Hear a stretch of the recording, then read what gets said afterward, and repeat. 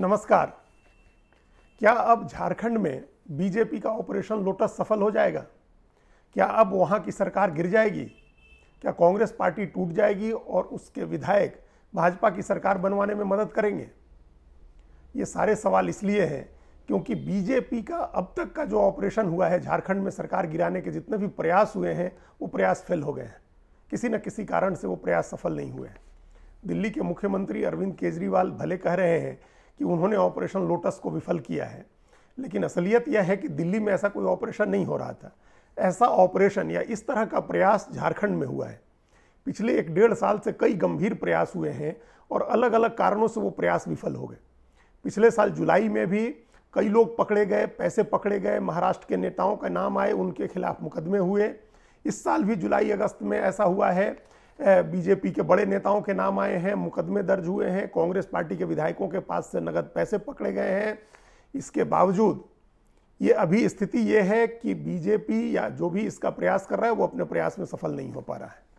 ऐसा क्यों हो रहा है कि भारतीय जनता पार्टी ने जो कर्नाटक में, मध्य प्रदेश में या महाराष्ट्र में सफलतापूर्वक ऑपरेशन लोटस संपन्न किया, वहां की चुनी हुई सरकारें गिरा दी, वो झारखंड में सफल नहीं हो पा रही है? झारखंड में बीजेपी के सफल नहीं होने के 4 मुख्य कारण हैं, जिसमें पहला कारण है संख्या। गणित ऐसा है, संख्या बल ऐसा है कि बीजेपी सफल नहीं हो रही है। दूसरा कारण है जनभावना। तीसरा कारण है राज्य सरकार का अलर्ट होना और चौथा कारण है नेतृत्व की कमी। इन 4 कारणों से बीजेपी झारखंड में सफल नहीं हो रही है। अब बारी बारी से इन चारों के बारे में हम आपको बताते हैं। पहला कारण है संख्या बल। झारखंड की विधानसभा छोटी है, सिर्फ 81 सदस्यों की विधानसभा है और 41 का बहुमत होता है। चुनाव पूर्व गठबंधन करके जेएमएम, कांग्रेस और आरजेडी तीनों लड़े थे और उनको पूर्ण बहुमत से काफ़ी ज़्यादा सीटें आई थी। इन तीनों पार्टियों को पहली जब 2019 में नतीजे आए तो इन तीनों पार्टियों को मिलाकर के 47 सीटें थी। बाद में 2 और विधायक कांग्रेस से जुड़े, जिससे ये संख्या बढ़ करके 49 हो गई और उसके बाद 2 और, एक सीपीएम और एक अन्य पार्टी का समर्थन मिला, जिससे सरकार के समर्थक विधायकों की संख्या 51 हो गई।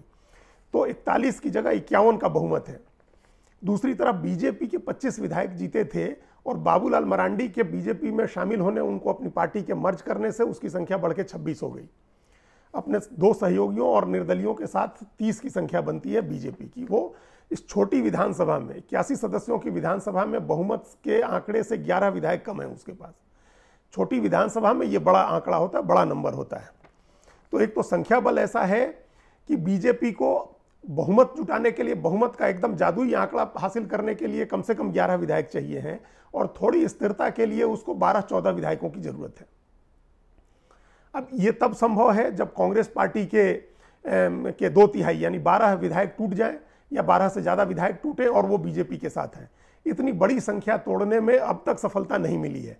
9 विधायकों ने जरूर राष्ट्रपति के चुनाव में एनडीए के उम्मीदवार को वोट दिया, लेकिन उस 9 विधायकों से काम नहीं होगा।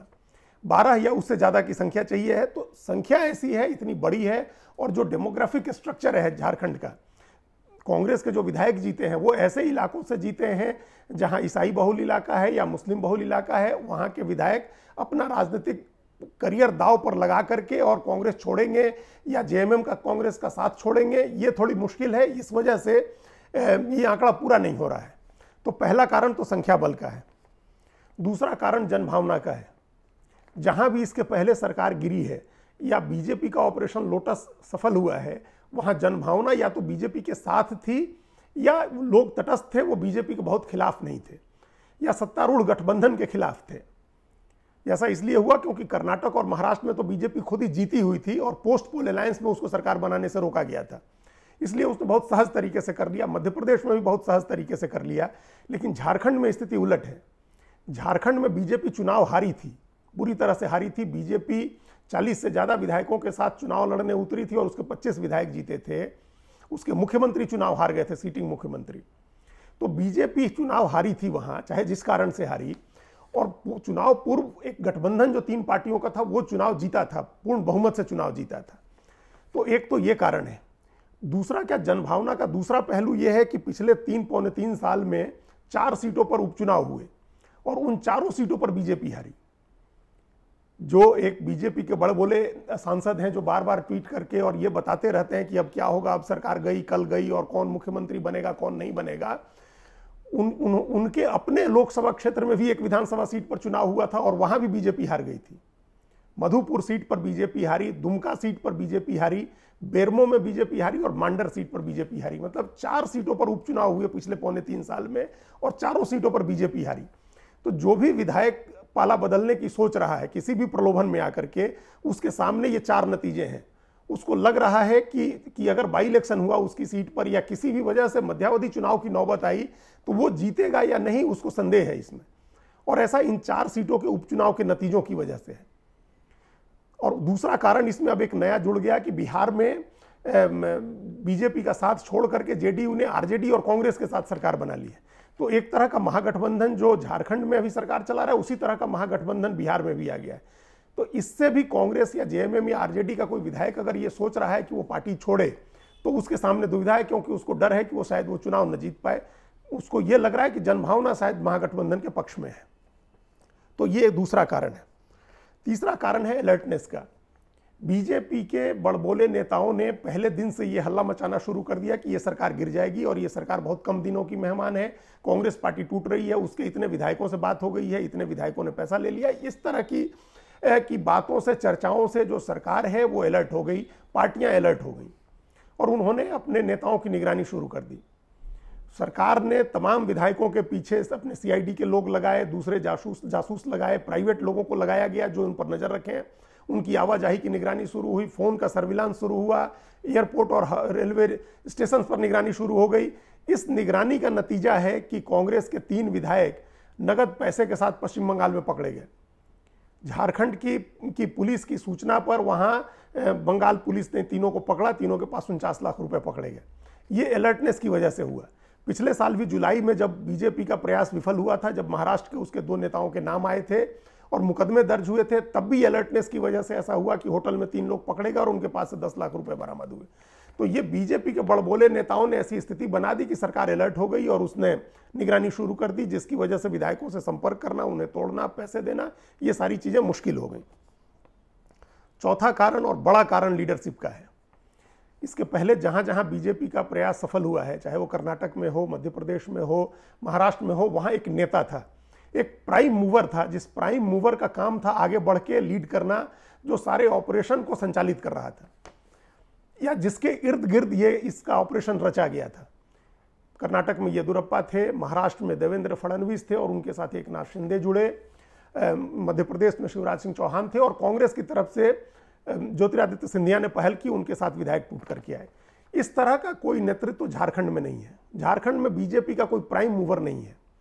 किस नेता के इर्द गिर्द ये खेल रचा जाए, कौन नेता इसका नेतृत्व करे, कौन नेता इसके लिए संसाधन जुटाए, ऐसा कोई नहीं है। न बीजेपी में कोई नेता है और न जिस पार्टी को तोड़ने की कोशिश की जा रही है उसका कोई ऐसा नेता बड़ा है जो अपने पीछे लोगों को एकजुट कर सके। तो ये बड़ा संकट है वहां। अभी तक बीजेपी ये तय नहीं कर पाई है कि अगर उसकी सरकार बनाने की स्थिति बनती है तो कौन मुख्यमंत्री होगा। ऐसा कहा जा रहा है कि असम के मुख्यमंत्री इसका नेतृत्व कर रहे हैं, क्योंकि ऐसा इसलिए कहा जा रहा है या माना जा रहा है क्योंकि उनके खिलाफ मुकदमा हुआ है। कांग्रेस के एक विधायक ने एफआईआर कराई है कि कांग्रेस के पकड़े गए 3 विधायकों ने उनसे कहा था कि वो असम के मुख्यमंत्री से उनकी मुलाकात कराएंगे। कांग्रेस के विधायक कुमार जयमंगल उर्फ अनूप सिंह ने केस दर्ज कराया है। अनूप सिंह का कहना है कि 3 विधायक उनको हिमंता विश्वा शर्मा से मिलाने वाले थे। तो ये हो सकता है, संभव है, लेकिन उधार के या बाहरी खिलाड़ी बोरो प्लेयर से झारखंड का खेल नहीं हो सकता है। झारखंड में बीजेपी का नेता कौन है? जब से बाबूलाल मरांडी ने बीजेपी में अपनी पार्टी का मर्जर किया, उनको विलय करते ही उनको विधायक दल का नेता चुन दिया गया, लेकिन इस बात के 3.25 साल हो गए और अभी तक उनको नेता प्रतिपक्ष का दर्जा नहीं मिला है। उनकी पार्टी को लेकर के तकनीकी पेंच फंस गया। उनके 2 विधायक कांग्रेस में चले गए और वो अकेले बीजेपी में गए। उन 2 विधायकों का कहना है कि वो असली नेता है, उनके पास जो पार्टी थी वो असली पार्टी थी जिसका उन्होंने कांग्रेस में मर्जर किया है। तो उन्होंने बाबूलाल मरांडी को अयोग्य घोषित किया हुआ है, बाबूलाल मरांडी ने उन दोनों को अयोग्य घोषित किया हुआ है। इसका विवाद स्पीकर के पास लंबित है, जिसमें फैसला आना है। तो उनकी सदस्यता पर तलवार लटकी हुई है। इसलिए बीजेपी विधायक दल का नेता चुन लिए जाने के बाद भी उनको नेता प्रतिपक्ष का दर्जा नहीं मिला है। अब सोचिए, पिछले 2.5-3 साल में उनको नेता प्रतिपक्ष का दर्जा नहीं मिल पाया है, तो उनको मुख्यमंत्री बनाने का खेल बीजेपी कैसे खेल सकती है? उसके बाद कितनी ही विधानसभा के सत्र हुए और किसी में इस बात को लेकर के कोई हंगामा, कोई विवाद नहीं हुआ, बीजेपी की तरफ से कोई विरोध नहीं हो रहा है, कोई प्रदर्शन नहीं हो रहा है कि क्यों वैधानिक तरीके से नेता चुने गए उनके बाबूलाल मरांडी को नेता विपक्ष का दर्जा नहीं दिया जा रहा है। और न बाबूलाल मरांडी से ये संभव हो पा रहा है कि वो अपनी सीट से इस्तीफा देकर के दोबारा चुनाव लड़ लें। ये अनिश्चितता झारखंड के राजनीति की खूबसूरती है, जिसकी वजह से कोई भी विधायक इस्तीफा देना नहीं चाहता है और न कोई भी विधायक समय से पहले चुनाव चाहता है। वहां मुख्यमंत्री चुनाव हार जाते हैं, सीटिंग मुख्यमंत्री चुनाव हार चुके हैं। वहां मुख्यमंत्री पद पर रहते हुए 2 बाबूलाल मरांडी, माफ कीजिएगा, वहां मुख्यमंत्री रहते शिबू सोरेन भी विधानसभा का चुनाव हारे और मुख्यमंत्री रहते रघुवर दास भी चुनाव हारे। हेमंत सोरेन भी 2 सीटों से चुनाव लड़ करके एक सीट पर चुनाव हार चुके हैं। तो इस तरह का वहां अनिश्चितता होती है चुनाव नतीजों में, इसलिए बाबूलाल मरांडी इस्तीफा देकर के चुनाव नहीं लड़ रहे हैं और उनको नेता विपक्ष का दर्जा नहीं मिल पा रहा है और विधानसभा का आधे से ज्यादा कार्यकाल खत्म हो चुका है। तो अब उनको अगर आगे करके या उनके नाम पर कोई ऐसा खेल होना है तो उसकी अपनी मुश्किलें हैं, उसकी अपनी सीमाएं हैं। 2 दूसरे नेता हैं, बड़े नेता जो मुख्यमंत्री रह चुके हैं, उसमें रघुवर दास विधायक नहीं है। अगर उनके इर्द गिर्द कोई खेल होना होता तो उनके लिए फिर किसी विधानसभा के किसी सदस्य का इस्तीफा कराना होगा, उससे एक अलग तरह की अनिश्चितता बनेगी।